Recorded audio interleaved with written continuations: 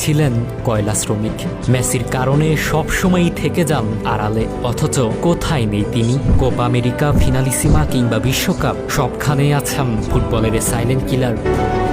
Lionel মেসির থেকেও আর্জেন্টিনার জার্সিতে বেশি সাফল্য অ্যাঞ্জেল ডি মারিয়ার। না, অবাক হওয়ার মতো কিছু নেই, এটাই সত্যি। ম্যাচ খেলার পরিসংখ্যান অথবা গোল করার সংখ্যায় নয়, গুরুত্বপূর্ণ টুর্নামেন্টের ফাইনালে আর্জেন্টিনার জার্সিতে প্রত্যেকটা গোল রয়েছে ডি মারিয়ার। অলিম্পিকের ফাইনালে হোক, কোপা আমেরিকায় ব্রাজিলের বিরুদ্ধে অথবা এবার বিশ্বকাপ ফাইনালে ফ্রান্সের বিরুদ্ধে ডি মারিয়ার অবদান অনস্বীকার্য। ডি মারিয়াকে আর্জেন্টিনার ফুটবল ইতিহাসের সেরা পার্শ্বচরিত্র বললে কি ভুল হবে?